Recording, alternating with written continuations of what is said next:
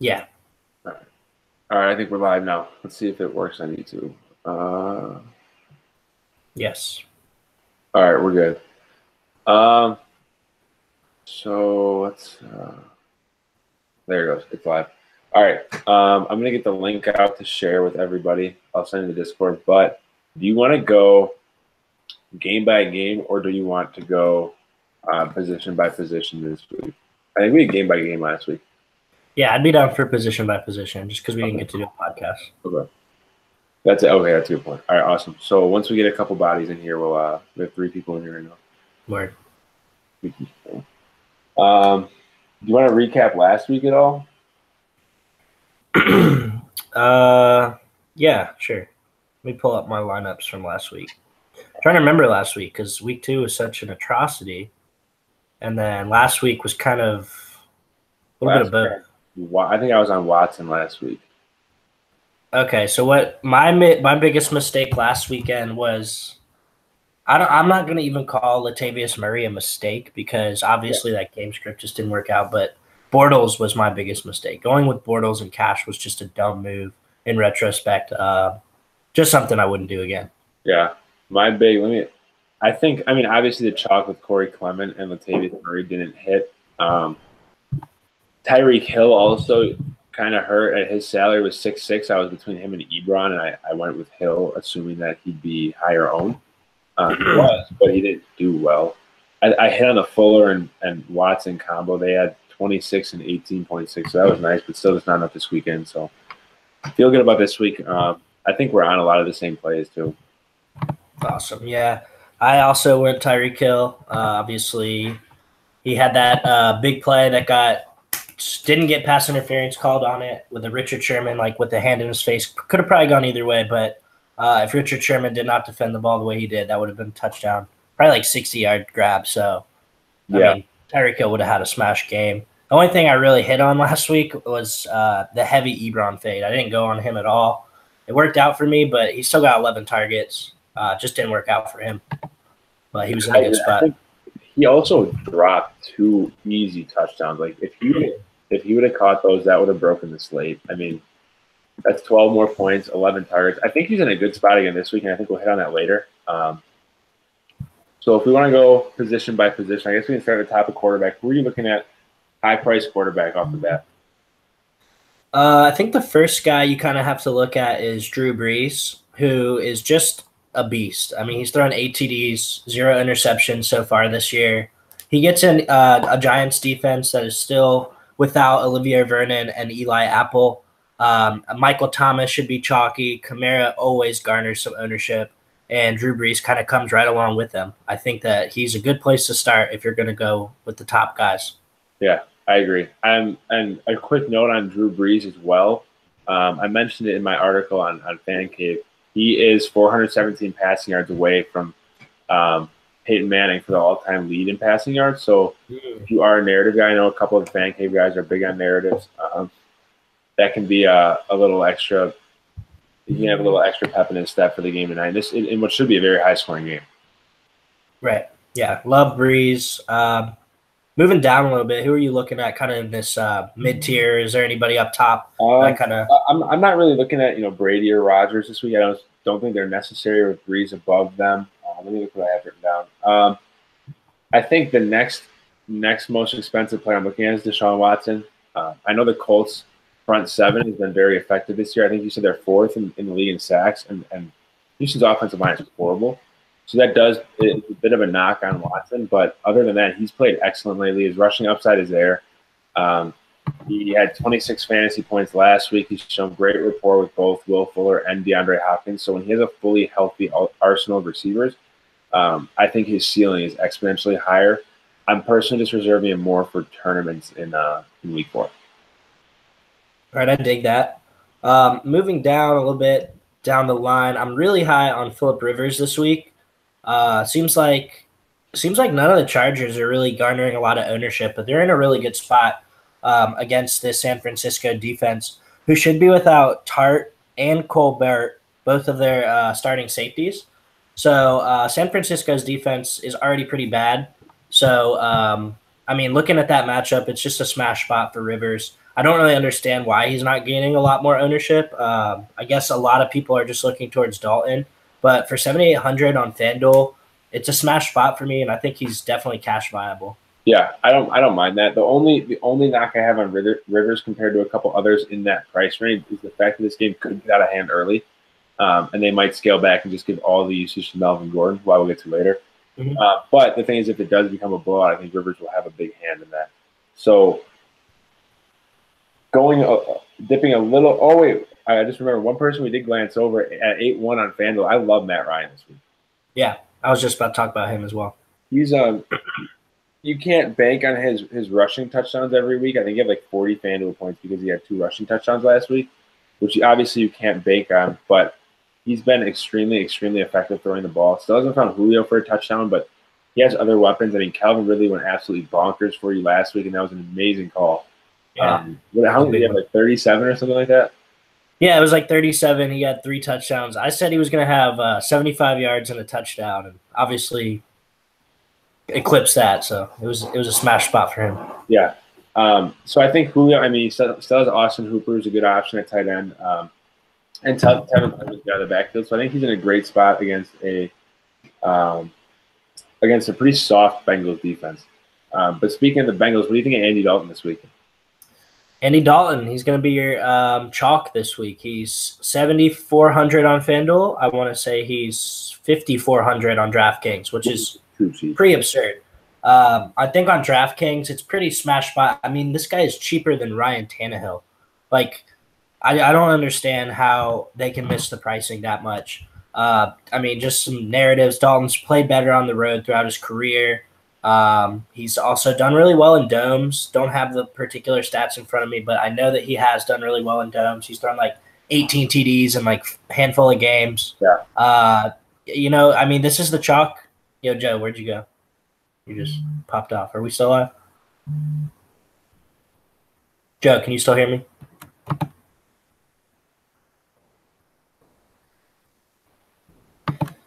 All right, let's see. We're there? Yo. All right. Back. All right, cool. All right, my bad. But yeah, I mean, Dalton's the chalk guy. I see it on DraftKings. I'm a lot more on him over there. I still love him on FanDuel. If he fits, he fits. Hard to call it a bust. I don't see a bust coming for Dalton by any means, but I think there's guys in a similar price range with a higher ceiling. I will say that. Yeah. Joe is having technical difficulties, it looks like.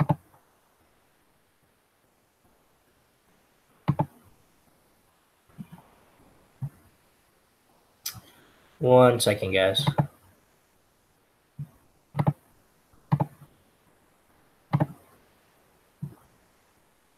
I don't know what the heck's going on. Hold on. I think we're good. Can you see me? Yeah. All right, we're good. My browser just lagged out.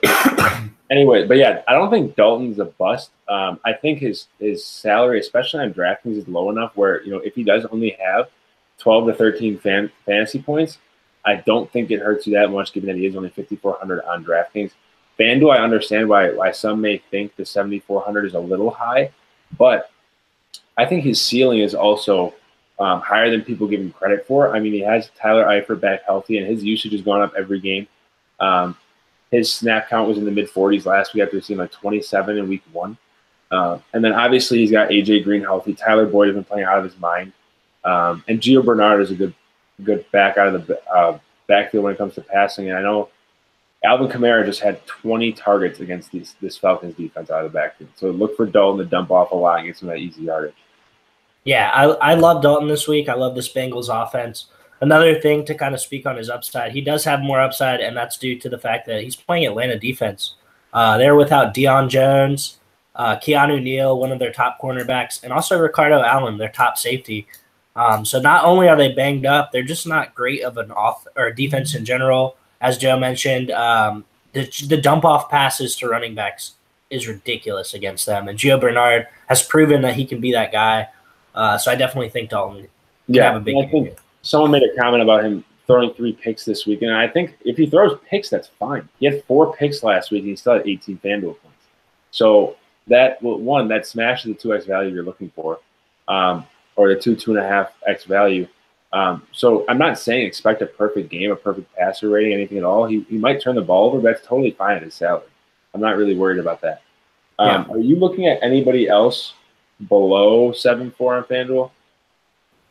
Yeah, I mean, I think we got to touch on Baker Mayfield, who should garner some ownership this weekend. Rightfully so. I mean, this guy's getting the first start of his career. It's a big day for him, and he gets the Oakland Raiders, who should give him a ton of time in the pocket. They just really have no pass rush. And Mayfield's got some weapons, man. I mean, he's got some guys that he's got Jarvis Landry. Really love Jarvis Landry. He's got Joku, is how you pronounce it. Definitely think he's a real big talent that really hasn't broken out of his shell yet. And then Carlos Hyde, who's just, newborn Carlos Hyde Jr. on the sideline for him this week. So Carlos Hyde's just going to continue to smash, in my opinion. So got to look at Mayfield. I mean, this Raiders defense is going to give him all the time in the world. Yeah, and I think we'll touch on him a little more when we get to the wide receiver section. So there's a couple people we're looking at as viable options.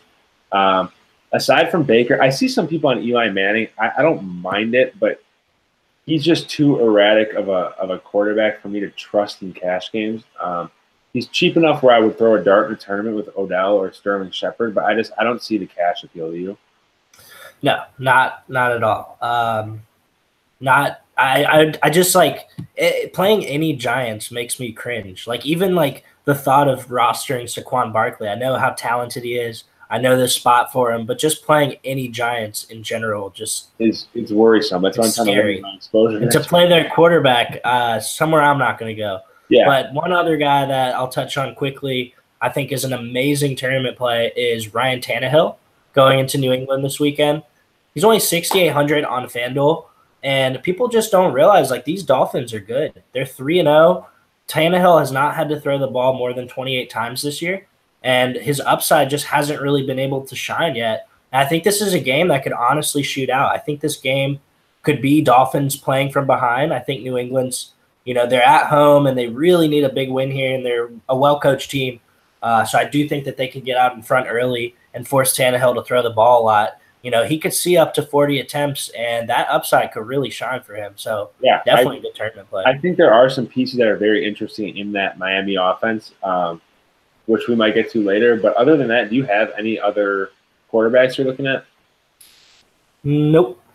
Not me. Awesome. Well, wait, moving on to running back, I think the obvious play here, and it's just a player every week you're going to lock in, is Alvin Kamara. Obviously Mark Ingram comes back next week, but this week I see no reason to fade him. He had 20 targets last week.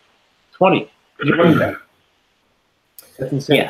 Yeah. Alvin Kamara's in a super smash spot.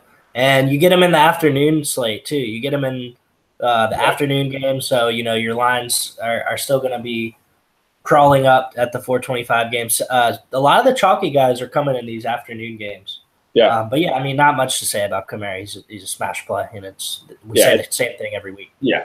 I think looking down from Kamara, I do like Melvin Gordon a lot. I don't see the need for him in cash. I don't have the salary for him in cash, but he is one of my favorite tournament plays of the game, of the slate. I think that they are going to be controlling the ball by 85% of the game, and they are just going to pound him on the ground. And even if they do blow them out, he should have a huge hand in that. Yeah, I love Melvin Gordon. More season long than today. Still love him today, obviously, but I was looking at his schedule, and he just has a weak schedule.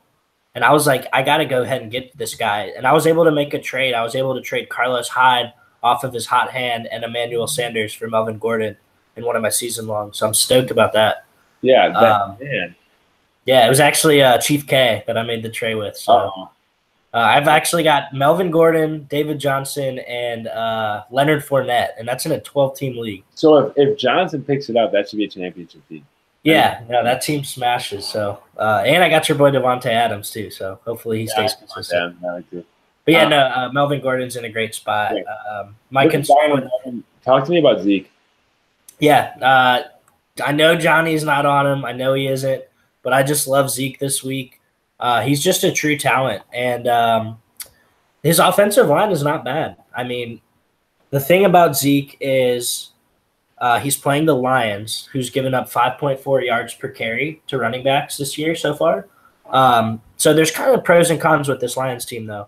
So that's obviously a big pro. the con with the Lions is they play at the slowest pace in the NFL. You mix that with the Cowboys, who also play at a very slow pace. I think the Lions only give up, I think I saw it was 55 plays per game so far this year. And, Zeke is also a guy that hasn't eclipsed 20 rushes this year. I do think that they need to get him the ball more. The Cowboys, it's just like watching these games, it's like, why aren't you feeding Zeke more? What's going on? Like, why isn't he getting the ball more? So I do think this is a game that sets up for him nicely with the Lions pass rush not being that effective. They're still without their defensive end, Ziggy Ansah, who was rated very highly last year. But this should be a smash spot for Zeke. If he can eclipse 20 touches, he's going to get 2 touchdowns and 100 yards. Yeah, 100% agreed. But if you do not want to take the risk, I don't want to say take the risk with Zeke, but go with a little more consistency that we've seen. I think Saquon is a great pivot. I have him in my tournaments just because the Saints have actually been very stout versus the run this year as opposed to the pass. I think you said they've averaged under or 3 yards per carry to the running back or something like that. Mm-hmm.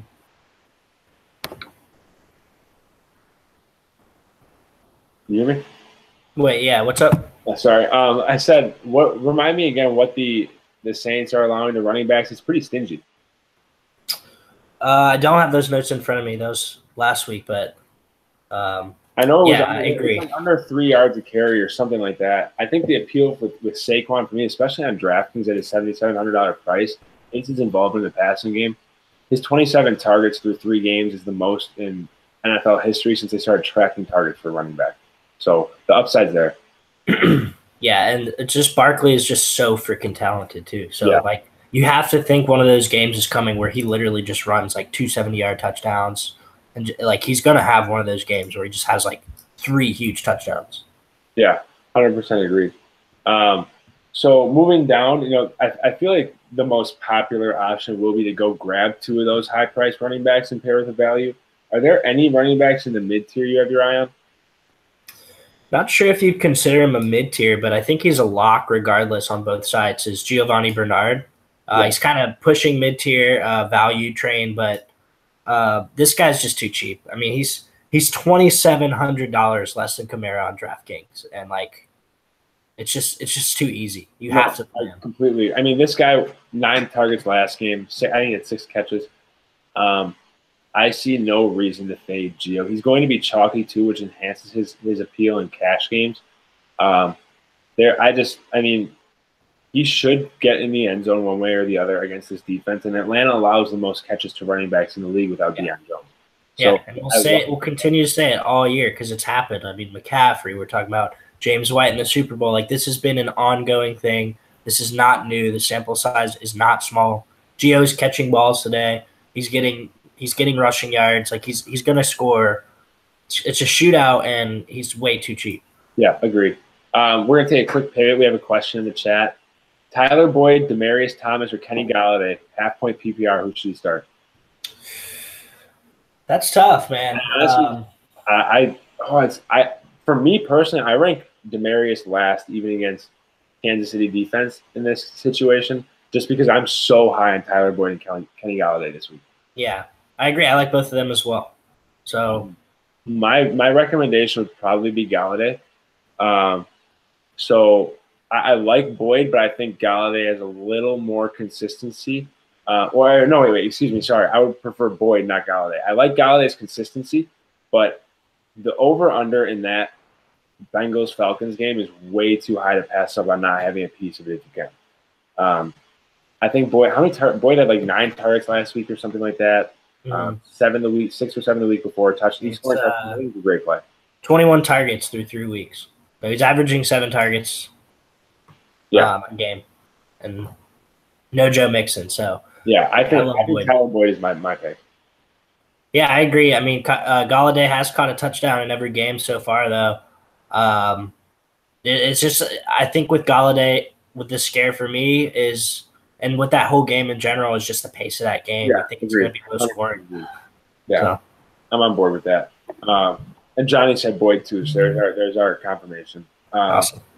So looking down, the only other cheap running backs I somewhat have my eye on, these are more tournament plays, are Sony Michel, just because of the Burkhead injury. But I honestly don't mind James White a little more. Talk to me about James White a little bit. I know you like him this week. Yeah, I'm very high on James White. I actually have him on both sites in tournaments. I just think it's just really the perfect pivot spot right here. I mean, James White is proven in this offense. Sonny Michel is not. We all know Bill Belichick and what he does with running backs, and his inconsistency with players. Like, you never know who's going to get involved. It could be anybody. It could be Philip Dorsett getting 3 touchdowns today. You just never know.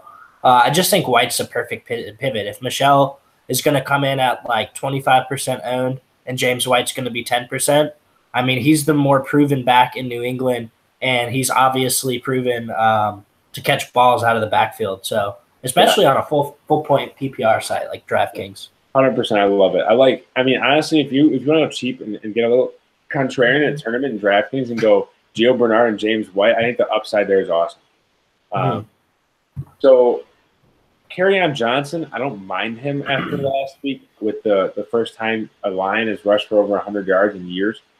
But I don't necessarily see a need for him because there's no involvement in the passing game, so his ceiling is already kind of limited. Yeah, that pace is pretty scary for me with Kerryon Johnson. It's already scary for me with Zeke.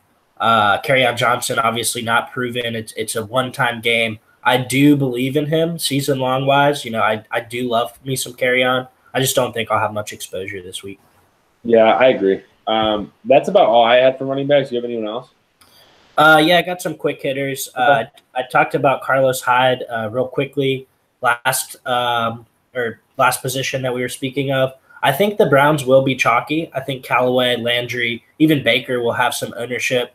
And Hyde's just the perfect place right here to get really low ownership, and he's just been smashing. He's proven in this offense, and I think he continues to eat with Baker. So Hyde's in a really good spot. Other than that, that pretty much covers it for me. I mean, running back, don't overthink it this week. Gio Bernard's your lock, and then go up top. Yeah, 100% agreed. Moving on to wide receiver.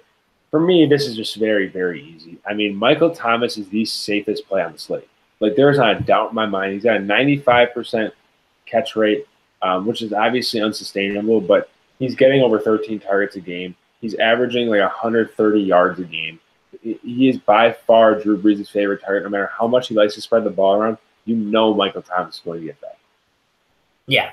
Michael Thomas is crazy, man. I mean, he has 40 targets now and 38 catches. Like, he was 10 for 10 last week. This guy is just a beast. He didn't score a touchdown last week, so he missed out on that, but he'll get one this week.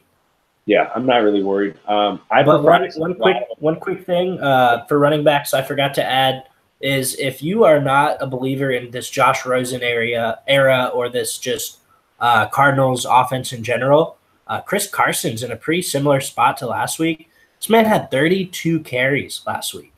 Like, Chris Carson's kind of the guy here in Seattle. He's still pretty cheap over on FanDuel at 6,400. So if you really think that Josh Rosen's just going to come out and just throw picks and this Seahawks team is just going to pounce on him and get up top, like, Chris Carson's in a similar spot to get upper 20s and touches, which is insane. Just want to touch that real quick. Yeah, I definitely like that play. I think that he will go pretty under-owned as well. I don't see any reason why his ownership should be very high. Yeah, not at all. With that being said, going back to wide receiver, I see a lot of Odell love, and I get it. Evan Ingram's out. He's needed targets. He's there. I just personally prefer Michael Thomas. Yeah, I had Odell in my cash lineup earlier this week, and it just didn't look right. So I went with Thomas as well. Yeah. Let me keep. What do you think about Julio? I mean, so obviously, we saw the rise of Ridley last week, and it was nice to be able to call that. Julio just isn't really a guy that I look to roster that much. I mean, I just like other guys up there. I mean, if I'm going Michael Thomas in my cash lineup, I'll probably have Odell in the GPP lineup because he has the upside and he's in a good matchup. Yeah. And then right there, I mean, DeAndre Hopkins is another guy I'm looking at. So Julio just doesn't really make the cut for me up there. Okay, that's fair. Looking at more mid-tier wide receivers, I love Jarvis Landry this week, especially on DraftKings. I know he's like 7,400 on DraftKings, so he's not cheap. Mm-hmm. But, I mean, he's going to get so many targets this week with Baker Mayfield on the behind center. Yeah, I love Landry as well. I mean, that Oakland team is not good defensively, and Mayfield should have tons of time to find him. So, yeah, I like it. Who else? We have I know Sterling Shepard is a very popular option. The Saints get absolutely murdered. And without Evan Ingram, we should expect to see a little more usage of Sterling Shepard. I don't like Calvin Ridley played out of the slot last week, had 37 FanDuel points. Yeah, crazy. Deshaun Jackson in week 1 played out of the slot, had 30 FanDuel points. And then I think Jarvis Landry 5 for 75 against them out of the slot in week 2. This is a spot where they are very vulnerable without those linebackers. So I think Sterling Shepard is a great option. His price on both sides. He's dirt cheap on DraftKings. He's $4,900. Yeah, and he's a good pivot to Odell because Odell will be shadowed by Lattimore, and it's really hard to say what Lattimore is going to show up because for the first 2 weeks he got shit on, and then last week he kind of held Julio in check, and Ridley was the guy running crazy. So if you think Lattimore is going to show up today, then Shepard's your guy here. Yeah, completely agree. Below Shepard, one GPP play I love is Corey Davis. Yeah, I know you're high on him. Yeah, he. I think I've heard Marcus Mariota should be playing the whole game, which helps his case with no Blaine Gabbert. They have the report double-digit targets, and I saw. Let me pull up a tweet that I did see. Let me find this. I think it was an NFL fantasy analyst or a fanalist, whatever they're called, an NFL.com one that was mentioning the individual who Corey Davis usually lines up on the left side of the field. And let me pull this up quickly. But he's surrendering an average of 100-something yards and 2 touchdowns a game, if I'm not mistaken. 1 second. Let's see that. While I'm looking for this, who else do you like in the value range? So yeah, you're high on Corey Davis. I think if you're looking in that area as well with the Titans, Taywan Taylor could get some more snaps this week. Yeah. He's really cheap. Tournament-wise, I'm also looking at my boy, same price as Corey Davis. Johnny might like this one. This should be real criminal ownership. News coming out that Larry Fitz is going to be 60% today. So Christian Kirk is definitely catching my eye for Arizona. He got 8 targets last week and caught 7 balls for 90 yards. My thing with Christian Kirk is I just have a feeling that these young guys are going to gel. I just have a feeling that Kirk and Rosen are going to be the guys. I think it's going to be Hopkins and Fuller, or not Hopkins, Fuller and Watson. I think it's just going to mesh well. And this could be the start of something big for them. So if I can come in and get that at 0.5% ownership, I'm all about that. Yeah, I like that. And I found the Corey Davis note. He lines up primarily on the right side, matching up with Jalen Mills. Jalen Mills this year has allowed a 75% catch rate, 2 touchdowns, and 147.7%, or a passer rate of 147.7 in 3 games. So definitely an exploitable matchup. I don't think anybody will be on any Titans offensive players this week. So I think it's a good dart throw at his price. And I saw you mention Geronimo Allison. Randall Cobb just got ruled out. So I think Allison is enough. I'm not playing him anywhere, but I think he's a great play. Yeah, I've always loved Allison. I mean, he just kind of seems like a high floor guy at a low price. He's not. I mean, I know you're a Packers fan, so I don't want to offend you too much, but he's just not very special. He's not a burner. He's not real tall. He's just kind of a get it done guy. So he's one of those players that Aaron Rodgers will make better. He is like a James Jones. The other year where he had 700 yards, which is not anything special. He had 12 touchdowns. Aaron Rodgers makes better players out of what they are, so I think he's one of those players.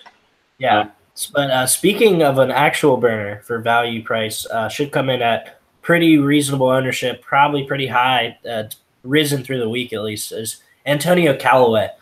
This guy's a little speedster, and obviously Josh Gordon no longer in Cleveland.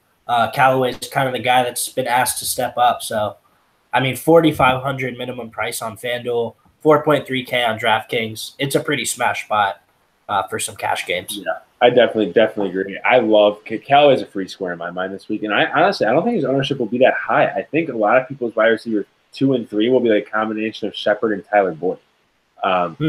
So we'll see. But if I get him at low ownership, I am because he's one play away from breaking the slate every snap. He has the ability to have a 40-yard bounce. Exactly. And if he catches 2 balls for 60 yards, and one of them's like a 50-yard bomb. Sure. And if he gets in the end zone, even better. So yeah, exactly. And he can against Oakland. Yeah, and he had that game tying absolute missile from Tyrod Taylor that was like 70 yards in week 2. Yeah. And Baker's obviously a much more accurate quarterback. So do you have any other wide receivers you want to touch on? Yeah, I mean, we didn't really touch on Boyd too much. I think he's really good chalk. He's seen 21 targets in 3 weeks. He's going to see a lot of Brian Poole this week, who's just not a good cornerback. It's a good cash game play. I don't mind it at all. Also, I don't mind Fuller and Hopkins. I like both Fuller and Hopkins this week. Yep. Obviously, the Fuller and Watson connection is always nice to see. But Hopkins up there makes a really good tournament option at low ownership. And then just one quick guy we didn't really mention, I think is cash viable, especially over on DraftKings, is Allen Robinson, who should match up with Brent Grimes, who's a 35-year-old, 5'10" cornerback. Allen Robinson is 6'3". So you're getting 5 inches on that matchup, and that's a lot. And I think Robinson has been proven. Trubisky really likes him. So targets coming his way. I think that Robinson could have a big day. It's still a low price. I like Robinson a lot. I just hate relying on Mitch Trubisky. I'm a little nervous. I don't have any Tyler Boyd on FanDuel. I opted for Sterling Shepard. So we'll see how that goes. I don't think it'll kill me, but I think he is very good chalk as well. Mm-hmm. Moving on to tight end, if you are I'm never one to really pay up unless it's in a tournament. It's just such a volatile position. But I like Zach Ertz this week. I think Alshon Jeffrey back actually helps him. I think defenses will fail to guard the middle of the field, knowing that Alshon and Nelson Aguilar are on the outside, opening up more room for Ertz. I just don't see the necessity to spend up. Yeah, and kind of using your pro for Ertz is I'll use as a con for Gronk. Gronk's the other spend-up guy, obviously, and he's still Gronk. He can still have a great game. But without Edelman and without Josh Gordon, teams are recognizing that Gronk's the guy to guard. So Josh Gordon tons of guys. What's that? Josh Gordon just got ruled active today. Oh, did he? Okay. Yeah. But the thing is, we don't know that could be 10 snaps. We don't know what that means. Yeah, that's true. Well, damn. I mean, if Josh Gordon plays, that changes things a little bit. I know that Miami's top safety got ruled out this morning. Forgot his name, but I mean, Gronk is he's getting guarded by so many people. It's hard to justify that price. Correct. I agree. So mid-tier, I know last week we all got pretty upset with the Eric Ebron chalk. He did. I mean, as frustrating as his game was, he did return value. I think he dropped 2 touchdown passes. He is not the most flashy player in your lineup, but 11 targets last week is really enticing for a 5.5 price at tight end. Yeah, no, I totally agree. Looking else, who else do you like at tight end? I love Tyler Eifert this week. Snap count's gone up as the weeks have gone on, so have targets. What are your thoughts on Eifert? Yeah, Eifert's cheap enough to kind of throw in there. I know you don't have much Boyd, so it makes it easier for you. It's hard to justify playing Boyd and Eifert because, I mean, if you listen to the stream, you're going to have Gio as well. So I don't want to just completely stack a Bengals offense, especially if I'm going cash. But yeah, I mean, 4,600 on FanDuel is ridiculously cheap. It seems fine for me. Yeah. Do you like anyone below Eifert? DraftKings, he's only 3,200, so I definitely want my share of Joku over there. Yeah. I'm just really high on this Browns offense this week. I will have shares of Hyde. I will have Landry, Callaway. I will have a Baker line, so I got to have a Joku line. I just think that the kid's talented. I mean, he's a first-round pick, so he'll shine. I agree. I think I see a lot. One other person I want to touch on is George Kittle. I see a lot of people on him. I am not on him at all. Him and Bethard, while I did play college ball together, I saw his average stats with Bethard. They are not good. It's 3 catches for 40 yards a game.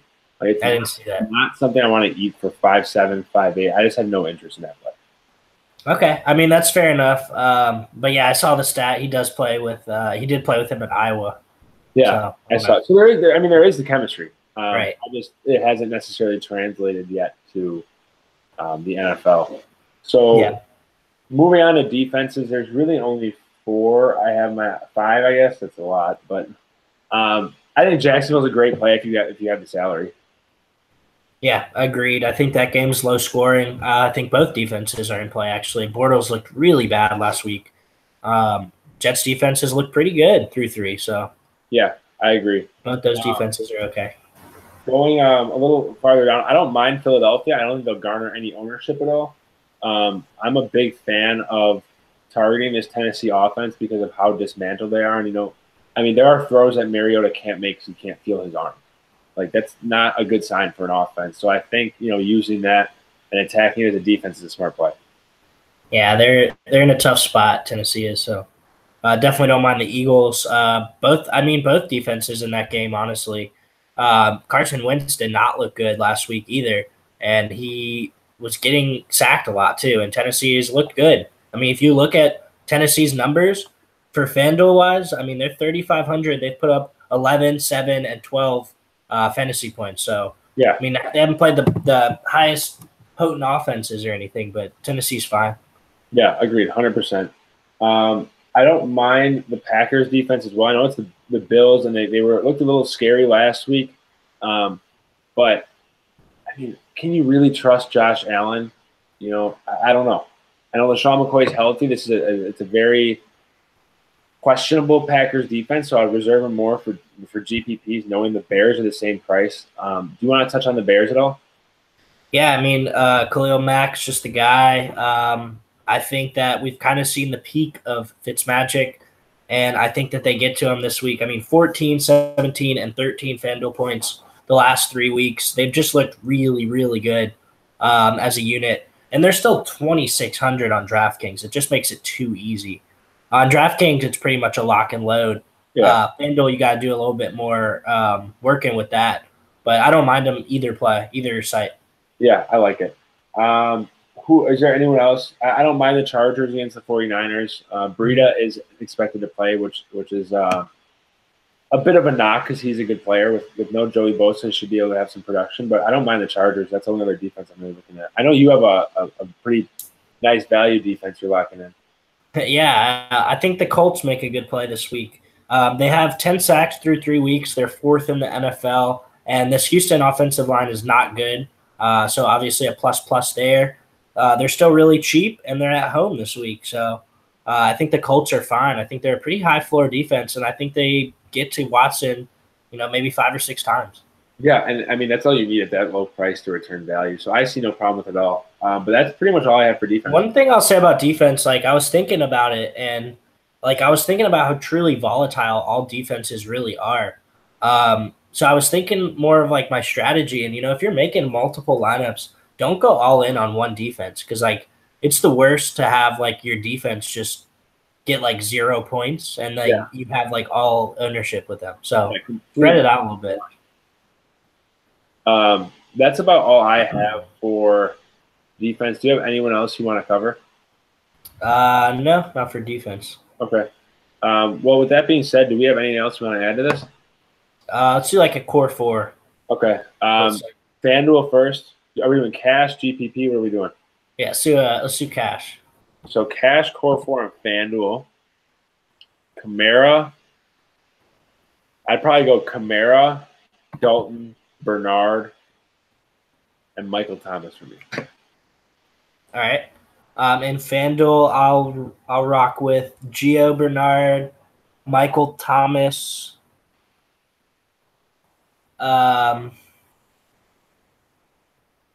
It's hard. Gio Bernard, Michael Thomas, Alvin Kamara, and Zeke Elliott. Okay. So I'm going 3 running backs in the core 4. Moving to DraftKings. My core 4 is Andy Dalton at 5,400. Tyler Boyd at 4,600. Bears defense at 2,600. And I know he's expensive, but I have to go Alvin Kamara. Okay. I'm not paying him this week. All right. Yeah, I'll rock with Dalton over on DraftKings as well. I'll stick with my man Zeke. I'm pretty all in on Zeke this week. Won't have much exposure in tournaments because he became chalky as the week progressed. But in cash, we'll go Dalton, Zeke, Michael Thomas, not Michael Thomas. Excuse me, Dalton, Zeke, Eric Ebron for that price I is like that. ridiculous. Yeah. And Bears D. Okay. I like That's it. what I'll rock with. And then let's go like what your favorite GPP dart throw. All right, yeah. You want to do like favorite GPP dart throw at each position? Yeah, sure. So quarterback, I guess maybe not GPP dart throw, but just a GPP play. Okay. I'm still on Deshaun Watson in tournaments just because of the upside. Yeah, he should be low owned for sure, and I have to like that as well. If I like Fuller and Hopkins, then it makes sense. Yeah. Is that who's your quarterback? Mine's going to be Tannehill. I'm about him this week. I think that upside's going to shine. I like it. Running back? Running back, James White, 100%. Yep, I'm going to echo that. I think James White's a great play at paying down GPPs. Wide receiver, mine's Corey Davis. Corey Davis, okay. Hard for me because I'm pretty chalky at my wide receiver position. Let me pull up my main GPP lineup. I guess I can go Christian Kirk, but as maybe a more – yeah, I mean, honestly, I'm pretty chalky throughout wide receivers. So I'll go Christian Kirk this week. I like it. Tight end, I'm going Tyler Eifert. David Njoku is my dude. Okay, I like it. And then defense, I'm going – I have – right now I have Bears defense across the board, but I think I might switch it to Packers in tournaments. Okay. Yeah, I like that. Give me some Colts. I mean, give me the Colts or the Titans down there. I like it. Well, that's about all I have. You have anything else? That does it, man. Awesome. Well, hey, if you guys have any questions, we'll be on Twitter at JMetz34 at DFS Clutchboy. I might hop in Discord for a little bit just to answer some questions for people. Other than that, I think we're in a good spot to bounce back this week. Let's do it. All right, awesome. See you guys.